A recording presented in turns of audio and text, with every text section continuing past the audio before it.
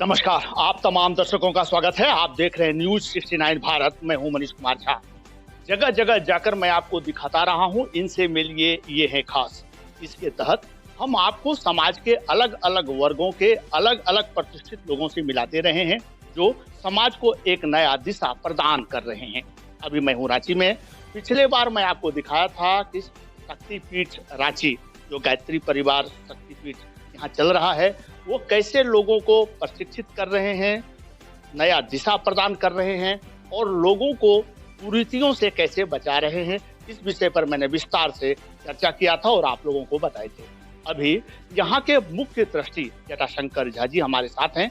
हम उनसे जानने का प्रयास करेंगे कि जो अभी तक भ्रांति है समाज में कि यदि कोई युवा वर्ग गायत्री परिवार से जुड़ते हैं तो उन्हें उनके इच्छित भोजन को त्यागना पड़ता है, सच्चाई कुछ इससे परे है। हम विस्तार से जानते हैं और आप भी जानिए कि सच्चाई क्या है, ताकि इसका लाभ आने वाले समय में ना सिर्फ आप लें बल्कि समाज के अन्य लोग भी ले सके।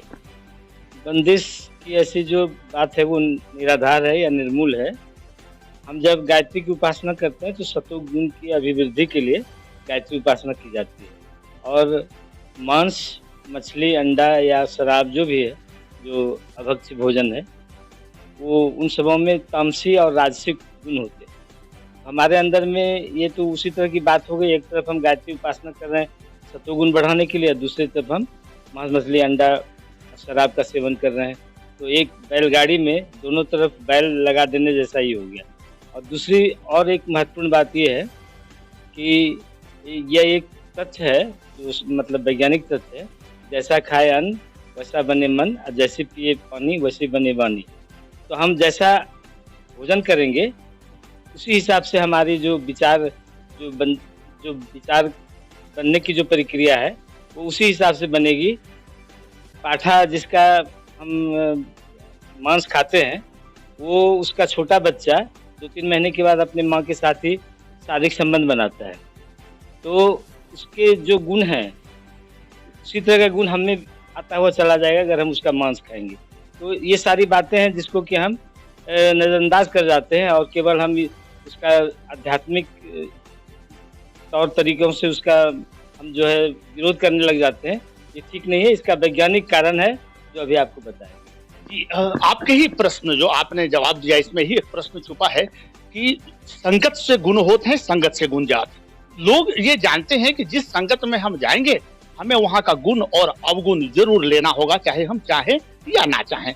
तो अभिभावक जिसके मन में ये भ्रांति है कि यदि गायत्री परिवार में हम बच्चे को भेजते हैं तो कहीं ना कहीं वो लोग साधु बना देंगे, सांसारिक जीवन से ये हट जाएगा और हमारे जो सामाजिक दायित्व है उससे वंचित रह जाएगा। इसमें कहाँ तक सत्यता है? ऐसी कोई बात नहीं है। ये धारणा बिल्कुल निराधार है।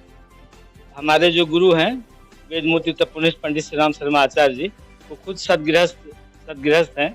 और जितने भी हमारे ऋषि हुए हैं सभी लोग जो है गुरुकुल का संचालन किया करते थे। वो गुरुकुल के पिता होते थे ऋषि और माता होती थी, माता का भूमिका का निर्वहन करती थी। ऋषि पत्नी जो है माता की भूमिका का निर्वहन करती थी। इसीलिए ये निराधार बातें हैं। और गायत्री जो है हमारे ओरिएंटेशन ऑफ थॉट करता है। हमारा जो थॉट प्रोसेस है उसका रीओरिएंटेशन करता है। हमारे अंदर में अच्छे विचार आते हैं। हमारे जैसे लोहे, एक साधारण लोहा अगर चुंबक पर रखा जाता है तो मॉलिक्यूलर अरेंजमेंट को रीओरिएंट कर देता है और वो भी एक चुंबक की तरह बिहेव करने लग जाता है। उसी तरह गायत्री में जो है, गायत्री में इतनी ज़्यादा मैग्नेटिज्म है कि हमारे मैग्नेट को जो है सही कर देता है और हम सही दिशा में सोचने लग जाते हैं। इसीलिए हम चाहे मान लीजिए हमारा प्रोफेशन कुछ भी हो, हम विद्यार्थी हैं या इंजीनियर हैं या डॉक्टर हैं, कुछ भी हैं, हम एक सफल इंजीनियर, सफल डॉक्टर या सफल विद्यार्थी जहाँ भी हम रहेंगे वहाँ हमें हमेशा सफलता मिलती हुई चली जाएगी। इसलिए गायत्री का जप करने से या गायत्री परिवार में सम्मिलित होने से आदमी साधु हो जाता है या सन्यासी हो जाता है या अपनी पारिवारिक जिम्मेदारी से विमुख हो जाता है। ये मतलब हमेशा मतलब निर्मूल अवधारणा है। ये लोग संस्कारित हो।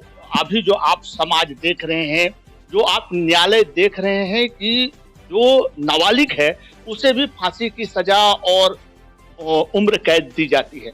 ये स्थिति ना बने, हमारा समाज ऐसा बने जो एक मिसाल कायम हो पूरे विश्व में, क्योंकि भारत विश्व गुरु रहा था। इसके लिए गायत्री परिवार क्या संदेश दे रही है वैसे लोगों को जो कुरीति की ओर जा रहे हैं, वो कैसे सदगति की ओर लौटे? क्या कार्यक्रम चला रहे हैं आप समाज में? अखिल विश्व गायत्री परिवार के जो गुरु हैं वेद मूर्ति तपोनिष्ठ पंडित श्री राम शर्मा आचार्य जी, उन्होंने मनुष्य में देवत्व का उदय और धरती पर स्वर्ग के अवतरण की संकल्पना की थी और उसके लिए 100 सूत्री सामाजिक आर्थिक कार्यक्रम बनाए। 20 सूत्री कार्यक्रम जो है व्यक्ति निर्माण के लिए, 20 सूत्री कार्यक्रम परिवार निर्माण के लिए और 60 सूत्री कार्यक्रम समाज निर्माण के लिए बनाए गए हैं। और इसको 18 करोड़ गायत्री परिवार के कार्यकर्ताओं के द्वारा करीब करीब 130 देशों में, भारत से बाहर 130 देशों में चलाए जा रहे हैं। तो इसमें हर लोगों के लिए कार्यक्रम है। जैसे हम युवाओं में अपने जो नई पीढ़ी में आने वाली जो पीढ़ी है उनको सुसंस्कृत करने के लिए हमारे यहाँ भारतीय संस्कृति ज्ञान परीक्षा का कार्यक्रम अभियान चलाया जाता है, जो कि 1998 में भोपाल से प्रारंभ हुई थी। 2000 बच्चों के एक प्रयोग किया गया था, इसका क्या परिणाम आ रहा है, इसका फीडबैक लिया जाएगा, उसका क्या परिणाम आ रहा है, तो फिर इसको बड़े व्यापक पैमाने पर किया जाएगा। और वो आज जो है करीब करीब उस 40 लाख बच्चे जो है भारतीय विज्ञान परीक्षा में, अब तो न केवल भारत में बल्कि सुदूर विदेशों में बैठे बच्चे भी, इंडियन या NRI के बच्चे या विदेशी मुल्क के बच्चे भी उसमें भाग ले रहे हैं। श्रीलंका, अमेरिका, नेपाल, भूटान, तमाम देशों में अब भारतीय विज्ञान परीक्षा संपन्न का आयोजन हो रहा है। उसके अलावा हम लोग जो है बच्चों को बाल संस्कार शाला चलाते हैं। बाल संस्कार शाला में चाहे वो हफ्ता में एक दिन जहाँ जैसी सुविधा है उसके हिसाब से, कहीं कहीं लोग हफ्ता में जैसे वीकेंड में रविवार को चलाते हैं, और जिनके पास ज़्यादा समय, जहाँ ज़्यादा सक्रिय शाखा है, वहाँ मतलब वीकडेज में भी चलाया जाता है। तो वहाँ भी बच्चों को 1 घंटे का ही क्लास होता है, लेकिन गुरुदेव ने उसके लिए पूरी जो है बाल संस्कार शाला संदर्शिका एक किताब लिखी है गुरुदेव ने, उसमें पूरा उसी के हिसाब से हम लोग जो है क्लास वो बाल संस्कार शाला चलाते हैं। उसमें इतनी बुद्धिमत्ता पूर्वक, इंटेलिजेंटली जो है वो सारी चीज़ों का एक जगह कोऑर्डिनेशन किया गया है कि हम कितना प्रार्थना करें, कितना समय खेल में दें, कितना जो है थॉट प्रोसेस को, रिफाइनमेंट ऑफ थॉट प्रोसेस के लिए गायत्री मंत्र का जप के साथ वो प्रारंभ होता है कक्षा। तो सारी चीज़ों का समावेश बहुत ही बुद्धिमत्तापूर्वक किया गया है, ताकि आने वाले समय में जो है हम अपने आने वाली पीढ़ी को जो है संस्कारित कर सके, ताकि हमारा देश सुसंस्कृत और सभ्य देश और जगत गुरु की श्रेणी में फिर से वहाँ पर प्रतिष्ठित हो सके। इसके लिए सारे कार्यक्रम जी, आप लगातार कार्यक्रम चला रहे हैं, गायत्री परिवार से जुड़े हुए हैं। आप जो देख रहे हैं, जो मैंने अभी प्रश्न किया कि बच्चों में संस्कार की कमी देखी जा रही है, जिसके कारण वो मदिरा पान करते हैं या अन्य भी जितनी भी कुरीतियां हैं उसमें लिप्त हो जाता है। इसके लिए आप किसको जिम्मेवार मानते हैं और कारण क्या मानते हैं? मैंने ये प्रश्न इसलिए किया ताकि वैसे अभिभावक जो अपने बच्चे को बनाने जा रहे हैं, आगे उसको शिक्षित करने जा रहे हैं, उनके लिए एक प्रेरणा हो और वो अपने बच्चे पर ध्यान रख सके। इसका सर इसके लिए सबसे बड़े जिम्मेदार जो है अभिभावक है, क्योंकि अभिभावक अगर खुद अपने में अच्छे गुण को समाहित नहीं किए हैं, अभिभावक ने खुद नहीं किया, अपने जीवन में नहीं उतारा है अच्छे गुणों को, गुण कर्म स्वभाव उनके अच्छे नहीं है, तो बच्चों पर उसका उसी हिसाब से असर पड़ता है। जैसे उदाहरण के लिए अगर अभिभावक जो है मान लीजिए शराब का सेवन करते हैं, तो देर रात शराब पी के आते हैं, उनका अपने ऊपर तो उनका पैर लड़खड़ाते रहता है। तो वही चीज़ बाद में बच्चे देखते हैं, जब छोटा रहता है तब तो उसको समझ में नहीं आता है, जब बड़े होते हैं वो देखते हैं, फिर उसी दुर्गुण की गिरफ्त में वो भी आ जाते हैं। तो अगर अभिभावक सजगतापूर्वक और उनके अंदर में अगर क्या बोलेगा एक इंटेंसिटी है रिलीजियसली बच्चों में अच्छे संस्कार भरने की, तो वो उसमें बच्चों को जो है अपने निगरानी में, देख रेख में अच्छे संस्कार उस पर डाल सकते हैं। लेकिन उसके लिए पहले होगा वही, हम बदलेंगे, युग बदलेगा, हम सुधरेंगे, युग सुधरेगा। ऐसा नहीं कि हम नहीं सुधरेंगे और हम बच्चे को सुधार लेंगे। जैसे मान लीजिए अगर अभिभावक देर से उठते हैं और बच्चे को बोलेंगे कि आप जल्दी उठो, तो बच्चा कहेगा अरे पापा आप तो अपने 8 बजे उठते हैं या 10 बजे उठते हैं, हमको आप बोलते 5 बजे उठने के लिए, तो ये नहीं चलेगा। तो यही बात हो जाती है, इसीलिए हम जो है बच्चों में एक गैप हो जाता है। जो बच्चे मतलब जो अभिभावक कहते हैं उसको खुद नहीं करते हैं। हम अपना एक वाक्य है, जो कुछ बच्चों को सिखलाते स्वयं उसे कितना अपनाते। तो इसी के आधार पर इसीलिए बच्चों में जो है अच्छा असर जैसा हम चाहते हैं वैसा नहीं डाल पाते हैं। इसके एकमात्र कारण जो है एकमात्र कारण अभिभावक।